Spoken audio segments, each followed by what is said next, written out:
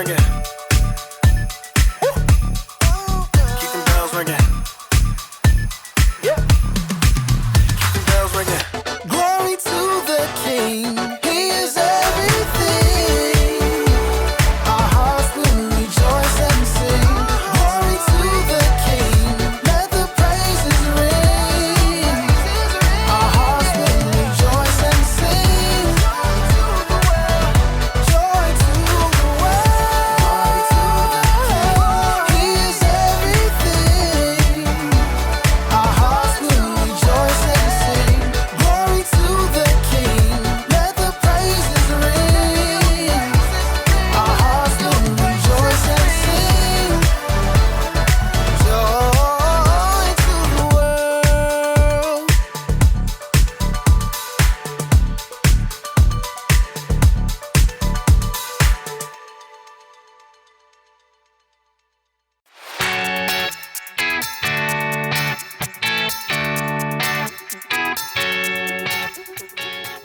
What's up, everybody? My name is Jacob, and if nobody said it to you yet, let me be the first to say Merry Christmas! Joy to the world, the Lord has come. We all know what Christmas is about, right? It's about Christmas pie. Or Christmas is actually about a big guy in a red suit. Ho, ho, ho! Merry Christmas! Christmas is about watching movies. Truth is, Christmas is about a lot of things, but there is one thing that makes this whole season worth celebrating. You know what I'm talking about. It's the presents! Let's see what we got this week. This little baby is what all the fuss is about. This is Christmas. Christmas is celebrating Jesus, God's greatest gift. You'd think that a gift from God would come in a larger package, not just a baby. There's gotta be more to it than just that. You're right. There's a lot more to it. And it all starts in Bethlehem. I'll see you later. The Bible. It's 66 books of history, stories, letters, and poetry that fit together to form God's one big story. The epic adventure of how He created us and loves us so much that He made a way to rescue us. As we travel through the Bible, from Genesis to Revelation, we discover people who met God and found their lives changed forever. Now, for an amazing story, inspired by the book of Luke, chapter 2, verses 1 through 7. Mary's world had been turned upside down. Though she was an ordinary girl living in an unimportant town, God had sent an angel to visit her. God is very pleased with you. Me? You're talking to me?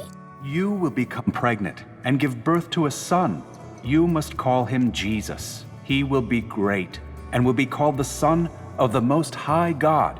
Mary was probably shocked, overwhelmed, and maybe fearful, but she chose joy. She chose to trust that God loved her so much, He had given her an important part to play in His story. I serve the Lord. May it happen to me just as you said it would. Just as the angel had said, Mary became pregnant, and the months raced by. Mary and her new husband Joseph prepared for the brand new baby to arrive. A cradle. I'll make him the most beautiful cradle you've ever seen. Joseph was a carpenter and took pride in creating smooth tables and sturdy cartwheels, but his work was soon interrupted. Mary, Joseph, and every person in the tiny town of Nazareth streamed out of their homes. A messenger on a dusty horse skidded to a stop in the small town market. Is this really a town? It doesn't deserve a dot on the map. As the people of Nazareth watched from a careful distance, the messenger pulled out a scroll and cleared his throat. Hear ye, hear ye. Caesar Augustus orders that everyone must go to their town of origin to be counted. Can't you just count us now? 1, 2, 3. No. The counting must be done properly and in order so we can make you pay lots of taxes.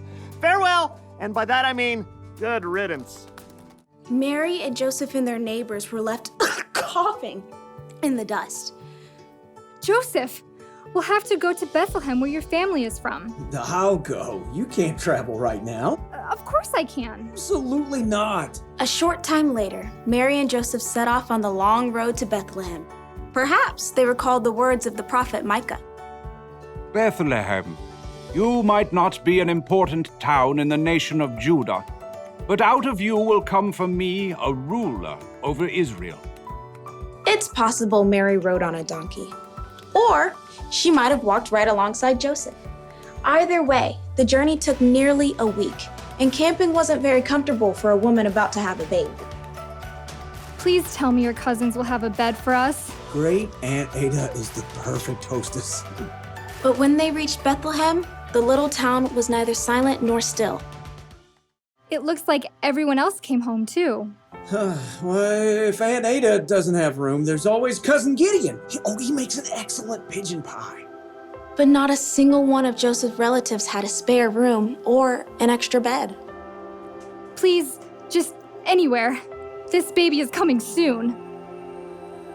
At last, someone found them room, in a place where the animals stayed.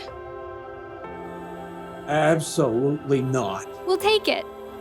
Mary and Joseph did everything they could to get the space ready for a new baby. Clean hay, fresh water, and in a short time, Mary's baby was born. It's a boy! His name is Jesus. Mary tore a clean cloth into wide strips and tightly wrapped her baby to keep him warm and cozy. No cradle? Where will he sleep? Put fresh hay in the animal's feeding trough. We'll lay him in there. What about the sheep? They don't mind.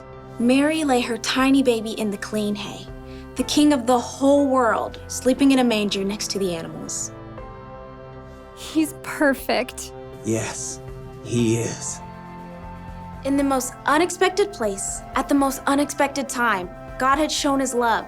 He'd sent his very own son as a baby to rescue the whole world.